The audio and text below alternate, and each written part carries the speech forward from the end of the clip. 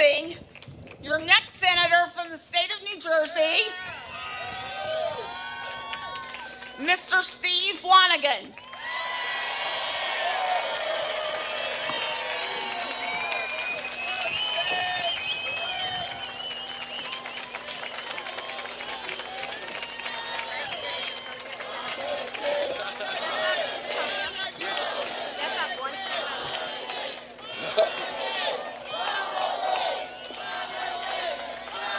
Thank you. Thank you, everyone. Wow, this is amazing. You know, it's only appropriate that we're here in Ocean County today because there's a tidal wave heading towards Washington, D.C. A tidal wave of political change. Yes, the whole nation is watching this state, watching you, watching us, because we are going to have a referendum vote on Wednesday. This election in New Jersey, ladies and gentlemen, is not just for U.S. Senate seat, not just to elect the first Republican U.S. Senator in New Jersey in 41 years. That's important. Not just to set the tone for the Republican takeover of the U.S. Senate in 2014. This election is a referendum on everything Barack Obama is doing to our country. Here at the crossroads of the American Revolution, I remind you that more battles were fought in the American Revolution in this state than any other of the 13 colonies. That in 1776, after the signing of the Declaration, and after being badly beaten at the Battle of Brooklyn Heights, at the Battle of Manhattan, routed from Fort Washington, and then routed from the cliffs of Fort Lee, George Washington and his ragtag group of militiamen, undernourished, underarmed, fighting against the most powerful military force on the planet, escaped across the state of New Jersey, running to hide in Pennsylvania in that dismal winter of 1776. And it was in Pennsylvania in that December that Thomas Paine wrote those profound words, "These are the times that try men's souls." But Washington pulled it together. Christmas night, 1776, he would bring that group of beaten, worn out, tired, hungry, malnourished, underarmed men across the frozen Delaware River to the state of New Jersey. They would trudge across 8 miles of frozen tundra. And in the morning in the city of Trenton, New Jersey, they would attack the most powerful military on the planet Earth. And what would follow would be one of the most brutal battles of the Revolution. Bloody hand-to-hand combat. And we won. And in Trenton, New Jersey, on Christmas 1776, the tide of the revolution changed and the path towards liberty and prosperity was born, right in the state of New Jersey.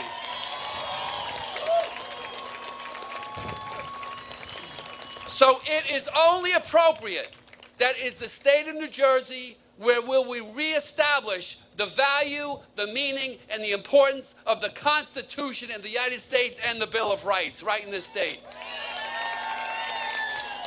Ladies and gentlemen, I want to tell you why I'm running. And this has been a remarkable and humbling experience. Your presence here today inspires me to work even harder for the next 72 hours as we win this race. On July 3rd, 1955, my mom and dad were married at the altar of St. Joseph's Church in Bogota, New Jersey, St. Joseph's Roman Catholic Church. My dad had been a Korean Navy vet. The day my parents came out of those church doors in 1955 with those big smiles of a young couple, looking forward to a bright future full of hope and opportunity, they were looking forward to decades of America leading the world. A nation coming off of the greatest generation, having saved the world from the threats of the Nazis, Japan, the Axis Alliance, paving the way for freedom for the world into what must be the most prosperous industrial manufacturing nation the world had ever seen. A nation that would put a man on the moon. A nation on the day my parents came through the doors of that church after paying for World War I, the Depression, World War II, and Korea, had a national debt of $278 billion. June 27th, 1981, my wife Lorraine, who's with me here today, right next to me, and I were married at the altar of St. Joseph's Roman Catholic Church in Pagoda, New Jersey. The day we came through those church doors, and I remember those feelings of hope and desire for a bright new future, we would be looking forward to one of the most prosperous decades in American history under the leadership of a man named Ronald Reagan. A man who had a vision of a limited government, individual liberty, constitutional government, a man whose leadership and powerful support of our military would take down the evil Soviet Union without firing a shot. That's leadership. That's power. That's prosperity. The day my wife and I emerged through those doors, the national debt stood at $990 billion. But ahead of us was prosperity and economic growth. I would be able to build a business from scratch, create real jobs, something very hard to do in this country today. Fast forward to September 29th, 2012. My daughter Katie, who's also standing with me right now, was married at the altar of St. Joseph's Roman Catholic Church in Pagoda, New Jersey. Ladies and gentlemen, that's tradition. That's family. That's family values. It was a beautiful thing to see, although the altar had changed somewhat since Vatican II. The doors of that church didn't. As I watched my daughter emerge from those same church doors on that beautiful day with those big smiles of hope and opportunity, her and her new husband are emerging into a world where the American dream is diminishing. A nation whose leadership in this world is shifting. America whose foreign policy is taking a back seat to the president of Russia, whose military we watch being dismantled, whose Navy is at its all-time low since World War I, whose technology in the Air Force is becoming second rate. You know, we need a powerful Navy if we're going to defend shipping routes against pirates and foreign aggression. Our founders understood this. We seem to forget these things. It's no coincidence, as we dismantle our Navy, China happens to be building a bigger Navy. We don't think long term, do we? But on that day that she emerged from those doors, we've seen a massive explosion of government on a scale we have never seen before. One that intrudes into every corner of our lives. One that thinks they can plan everything that we do, from our health care to how we educate our children. A government where a group of intellectual elites in their ivory towers in Washington, D.C. want to tell us how to live our lives. On the day my daughter came through those church doors a year ago, the national debt had careened to a staggering $16 trillion. Doubling under Obama. More debt under one president than all the other presidents combined. Debt is the enemy of prosperity, but it is a symbol of a growth of government that has spun out of control. One that chokes our economic future and our economic prosperity. And at the end of the day, it's our very liberties that are on the line. I'm running to be the next U.S. Senator from New Jersey for the United States of America because I'm going to go to Washington, D.C., and I'm going to join those group of conservatives that are going to stand up for constitutional rights, limited government, and against Obamacare. Against Obamacare. You know, it's time we held the line. I want to stand and fight right now so my children don't have to do it. And ladies and gentlemen, and I'm allowed to say this, I learned 3 weeks ago, I'm going to be a grandfather.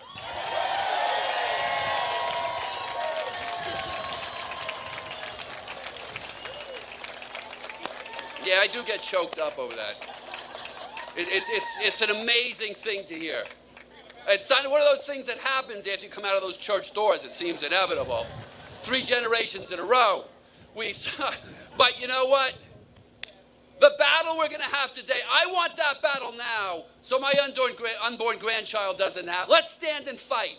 Let's send a message now. Tell the Republicans in Washington, D.C., hold the line. Hold the line. Hold the line. Hold the line. Hold the line. Because when we win on Wednesday, when we go to Washington on October 17th, it's going to be Barack Obama, Nancy Pelosi, and Harry Reid that are going to fold.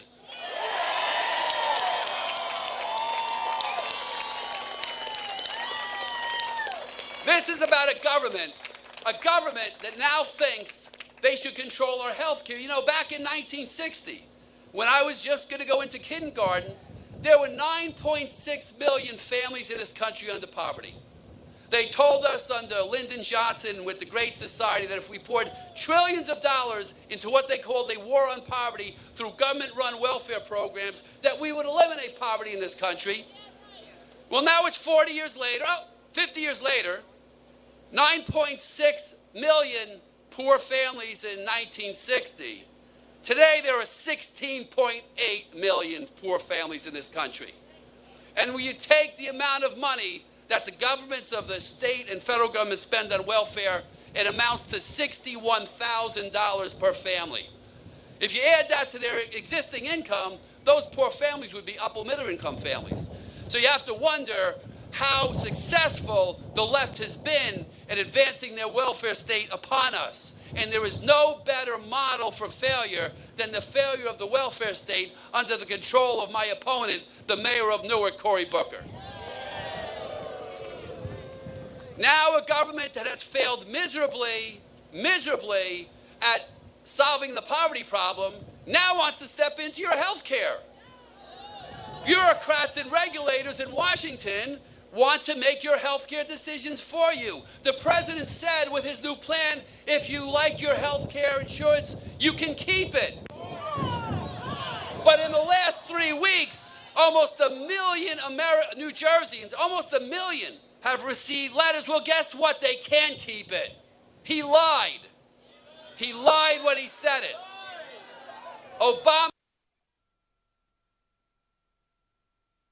He lied when he said it. Obamacare is an assault on our liberty. Now, the people who lost the war on poverty want to interfere in your health care. Now they want to tell you how to educate your kids.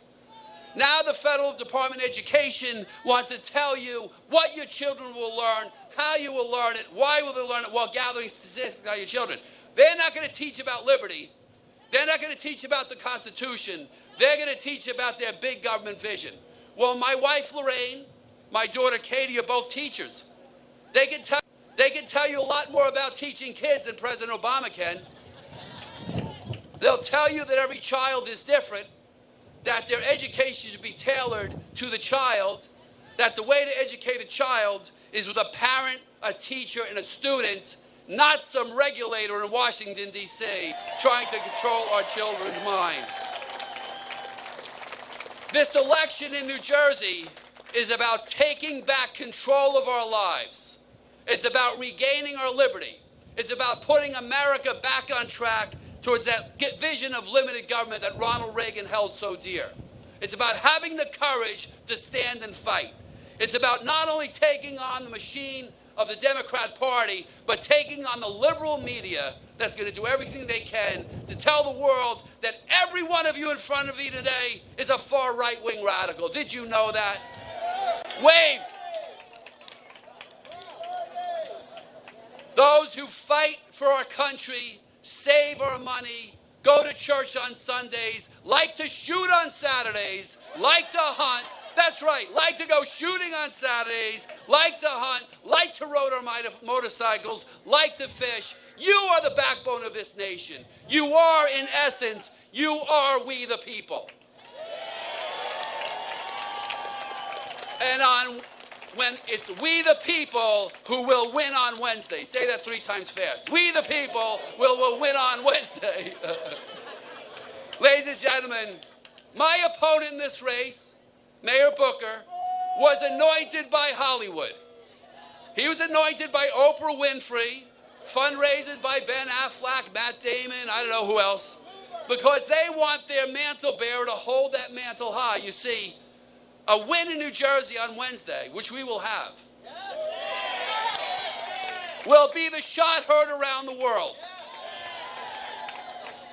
But if by some miracle my opponent was to win, the White House would parade that victory around the entire country as a validation of everything this man is doing to our liberties. We are not going to let that happen. California doesn't need a 3rd senator. New Jersey needs a senator that'll stand up for you. So here are the differences. As we go into these last 3 days, this election is going to be won by those who are most passionate about their rights, their Constitution, and the Bill of Rights. That's who's going to win this election. I believe in small business. I believe in small business. I built a small business from scratch. My wife and I know what it is to mortgage our house, to grow a business, to create jobs, to worry about making sure your employees are paid before you do, bringing consumers value, and being contributing members of society. My opponent believes in big business and government subsidies. So much so that he has introduced a tax package that will tax small businesses $1.4 trillion to fund more government programs. I support free enterprise, and free enterprise is not just small business people, it's those of you who commit to your communities, who volunteer, like the wonderful owners of this racetrack who have donated this today, who put their money where their mouth is, Fred and Barbara, who've donated this today, thank you. My opponent wants to grow the welfare state. The liberal Bergen Record reported that his welfare expansion program has already failed miserably. 16.8 million families on welfare and rising. He wants to expand it even more. The record says he's to the left of Barack Obama, if you can believe that. I believe it's the role of government to defend us from our enemies, not to spy on us, our friends, and our neighbors. Not to gather data on our children, our bank records, our health care records. No. Anyone who sacrifices liberty for security deserves neither liberty nor security. My opponent supports the governance abuse of the NSA and of the IRS. Shocking.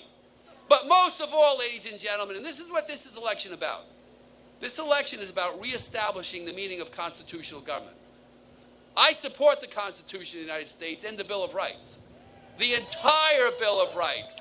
The entire Bill of Rights. That First Amendment that allows us to be here today, that Fourth Amendment, critical to our privacy, every amendment, including the Second Amendment to the Constitution of the United States. I want my daughters standing here today to have the right to protect their families, themselves, and their property from assault by others. It's about a woman's right to defend herself, and they want to take that right away. But most of all, ladies and gentlemen, I want to restore America to that vision of Ronald Reagan, a nation founded on a belief in a limited government that unleashes the unlimited potential of every American to achieve, to possibly fail, to pick themselves up, brush themselves off, try again, to achieve, to grow, to prosper, to keep the fruits of the labor, to invest in themselves instead of a government. Ladies and gentlemen, let's put America back on track when we win on Wednesday. Now, thank you. I want to ask my opponent has brought another ally in as they panic over the fact that their polling numbers are failing. You see, my opponent would rather tweet about poll dances instead of poll numbers because it's his poll numbers that are collapsing. But as you go into this race, we need money. We've been outspent 12-1. So if you see any of the people around here with the red fleeces and you can donate so we can be on the air on Monday and Tuesday and go toe-to-toe, because he has brought in the king of the nanny state, the man who most hates the Second Amendment, Michael Bloomberg, to fund the rest of his campaign. We are not going to allow Michael Bloomberg to decide who the next senator of New Jersey is. You're going to decide. Thank you. To my wife and daughters who've stood by me, I cannot thank you enough. To you guys out there today, it's wonderful to see you here. It's amazing. State's never seen this before because we're on our way to victory. And it's my honor to introduce a woman who has led the conservative movement for freedom and liberty. She's a model on every level, as the mayor of her small town, as a successful career woman, as a governor of the state of Alaska, as the first Republican vice presidential candidate in history of the United States of America, as a true spokesperson for our American values, but most of all, as a mother of 5. Let's honor and welcome to New Jersey, Governor Sarah Palin.